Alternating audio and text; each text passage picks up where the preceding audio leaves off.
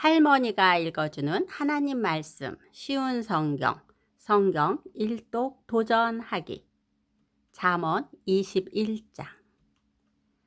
왕의 마음이 여호와의 손안에 있다. 그분은 자기 원하시는 대로 물길처럼 그 마음을 바꾸신다. 사람의 모든 행위가 자기에게 옳게 여겨져도 여호와께서는 마음을 살피신다. 의로운 생활이 형식적인 제사보다 여호와를 기쁘시게 한다.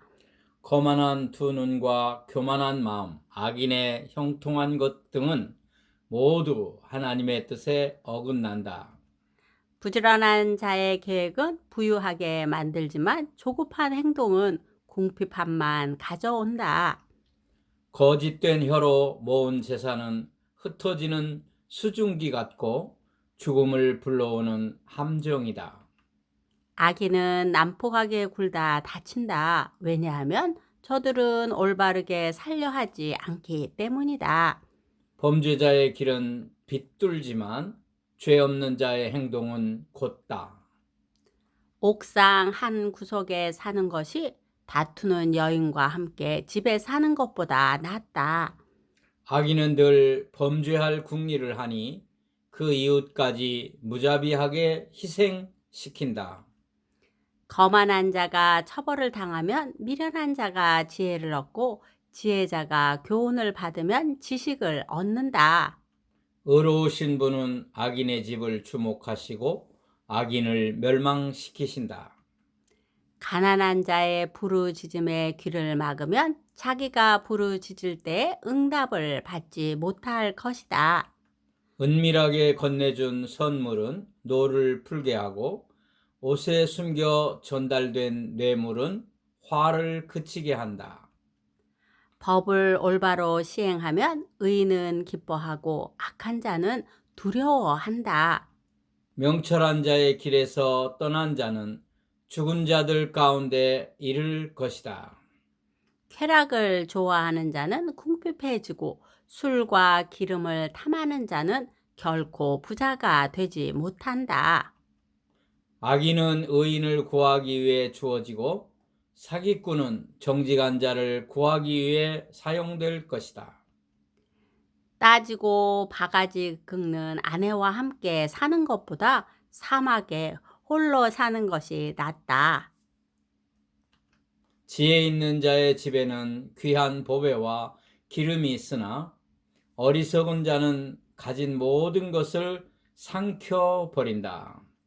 의롭고 신실하게 사는 사람은 형통하고 번창하고 영예를 얻는다. 지혜로운 사람은 용사가 지키는 성을 공격하여 저들이 의지하는 요새를 허물어 버린다. 자기 입과 혀를 지키는 사람은 재난에서 자신을 지킨다. 교만하고 거만한 사람을 비웃는 자라고 부르니 이는 그가 아주 거만하게 행동하기 때문이다. 게으름뱅이는 손으로 일할 생각은 안 하고 꿈만 꾸다 죽고 만다. 어떤 사람은 하루 종일 욕심만 부리지만 의인은 아낌없이 베푼다. 악인의 재물은 가증한데 악한 동기로 바치는 경우라면 더욱 그렇다. 거짓 증인은 망하고 그의 말을 듣는 자도 영원히 망할 것이다. 악인은 뻔뻔스럽게 행동하지만 정직한 사람은 신중히 행동한다. 여호와를 거스리는 것은 그 어떤 지혜, 통찰력, 계획으로도 성공하지 못한다. 전쟁을 대비하여 말을 준비해도 승리는 여호와께 달려 있다. 잠언 22장. 명예가 많은 재물보다 귀하고 좋은 평판이 금은 보화보다 훨씬 낫다. 부자와 가난한 자가 섞여 사니 여호와께서 그들 모두를 만드셨다. 슬기로운 사람은 위험을 보면 피하나 미련한 자는 제 발로 들어가 화를 당한다. 사람이 겸손히 여호와를 경외하면 재물과 영예와 생명을 얻는다. 사악한 사람의 길에는 도처에 가시와 함정이 있지만 자기를 지키는 자는 그런 것들을 피한다. 아이에게 올바른 길을 가르쳐라. 그러면 늙어서도 그 길을 떠나지 않을 것이다. 부자는 가난한 자를 다스리고 빚진 자는 구워준 자의 종이다. 악을 행하는 자는 재단을 거두고 그런 자의 분노는 쇠약해진다. 남을 동정하는 사람은 축복을 받으리니 가난한 자와 자기 음식을 나누기 때문이다. 거만한 자를 쫓아내어라. 그러면 분쟁과 다툼과 모욕이 그칠 것이다. 정결한 마음을 사랑하는 자, 그 말이 은혜로운 자는 왕의 친구가 될 것이다. 여호와의 눈은 지식 있는 자를 지키시나 사기꾼의 말은 패하게 하신다. 게으른 사람은 사자가 밖에 있으니 길거리에 나가면 죽을 것이다 라고 말한다. 창녀의 입은 깊은 구덩이와 같으니 여호와의 진노를 받는 자는 그 곳에서 떨어질 것이다. 어린이의 마음에는 미련이 담겨 있다. 징계의 채찍으로 때리면 없앨 수 있다. 자기 재산을 늘리려고 가난한 자를 학대하는 자와 부자에게 뇌물을 바치는 자는 모두 가난에 떨어질 것이다. 귀를 기울여 지혜자의 말을 들어라. 나의 교훈을 내 마음에 두어라. 그것들을 내 마음속에 간직하여 언제든지 입술로 말할 수 있다면 얼마나 좋을까. 여호와를 의지하도록 하기 위해 나는 오늘 너에게 특별히 권한다. 내가 너에게 모략과 지식의 말씀 30가지를 기록해 주었다. 바르고 신뢰할 수 있는 말씀으로 너를 가르쳐 너를 보낸 자에게 올바르게 대답할 수 있게 하였다. 가난한 자를 힘없다고 이용하지 말고 약한 자를 성문에서 압제하지 마라.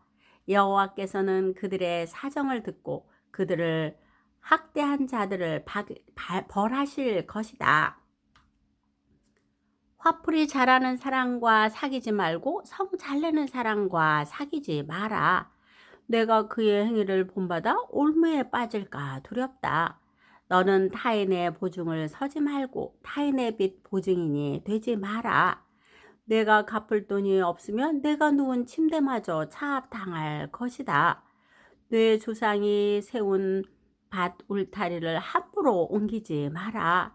자기 일에 충실한 사람을 받느냐? 그런 사람은 하찮은 사람을 섬길 인물이 아니니 왕을 섬길 것이다. 오늘도 말씀 잘 듣고 읽었네요. 앞부분은 할아버지가 한번 동참했답니다. 예수님께서 가버나움에서 많은 사람들에게 말씀을 전하고 있었습니다. 그때 친구 4명이 중풍병이 걸린 친구를 예수님께 데려와서 병을 고침받기를 원했습니다. 그런데 사람이 너무 많아서 들어갈 수가 없었어요. 친구를 사랑하는 마음 때문에 포기하지 않고 천정을 뜯어서 구멍을 내고 친구를 예수님 앞에 끈을 달아 내렸어요. 예수님은 그 친구들의 믿음을 보시고 먼저 죄를 사하시고 중풍병을 깨끗이 낫게 해주셨답니다. 간절히 기도합니다. 질병 가운데 있는 모든 사람들을 긍휼히 여겨 주옵소서. 은혜를 주옵소서. 주님의 사랑을 힘입어 구원받을 수 있도록 축복하여 주옵소서. 기도의 후원자이고 지지자이며 우리 손주들의 열렬한 팬인 할머니가 사랑하고 축복합니다.